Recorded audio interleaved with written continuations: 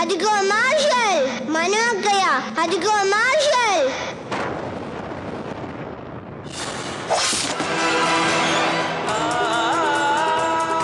ఇప్పుడు నాకంతా అర్థమైపోయింది.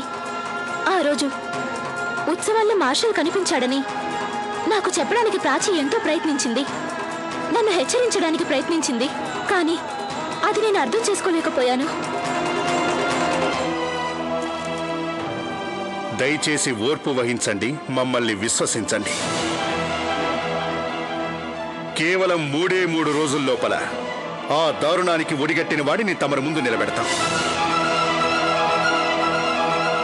మహారాజా, తమరంత స్పష్టంగా అంటున్నారంటే ఈ పాటికి ఆ దుర్మార్గుడెవరో తమరికి తెలిసిపోయి ఉంటుంది.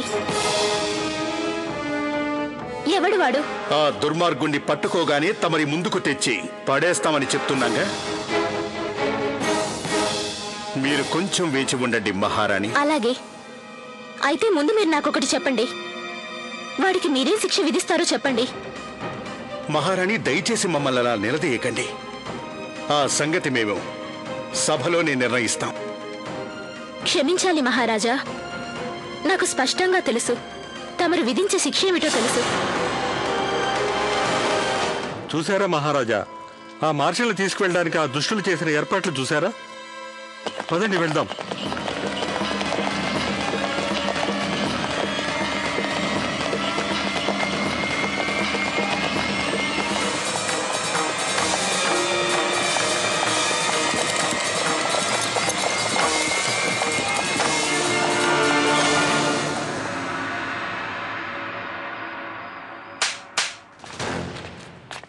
ఆజ్ఞాపించండి మహారాణి. నేను స్నానం చేయడానికి అన్నీ సిద్ధం చేయండి. ఎక్కడికైనా వెళ్ళనున్నారా? లేదు సుందరి, నేనెక్కడికి వెళ్ళనవసరం లేదు. మహారాజు గారే ఆ నేరస్తుని స్వయంగా నా దగ్గరికి తీసుకువస్తారు.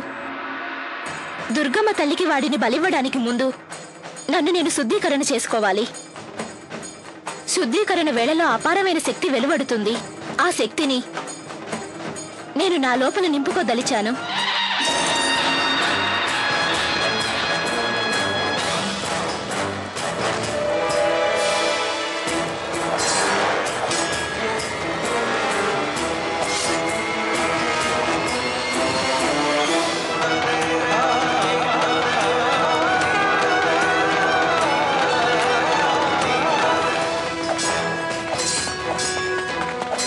ఏమనుకుంటున్నావు నువ్వు?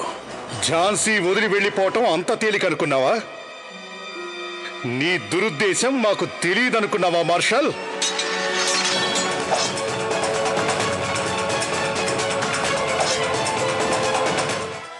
నాలో సహనం నశించిపోతోంది.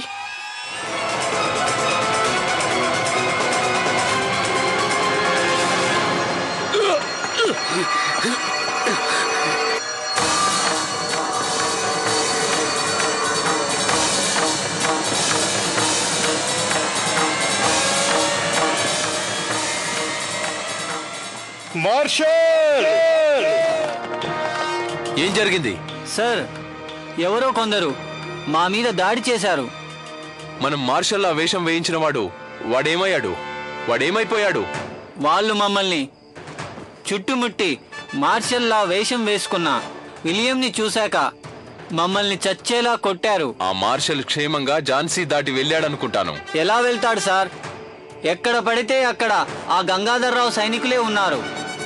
రఘునాథ్, ఆజ్ఞ మహారాజా. ఝాన్సీ సరిహద్దుల వద్ద కాపలా ఏర్పాట్లు మరింత కట్టుదిట్టం చెయ్యి. మన కళ్ళు కప్పి ఒక చీమ కూడా బయటికి వెళ్ళటానికి వీల్లేదు. చిత్తం మహారాజా. ఇంకో మాట, ఆ మార్షల్ ఇంకా ఝాన్సీలోనే ఉన్నాడు. కానీ వాణ్ణి ఎంత మాత్రం పారిపోనివ్వకూడదు. వాడు పారిపోలేడు. ఈ రాజపుత్ర వీరుడు ఉండగా మార్షల్ ఎప్పటికీ ఝాన్సీ రాజ్యాన్ని నుండి తప్పించుకోలేడు మహారాజా.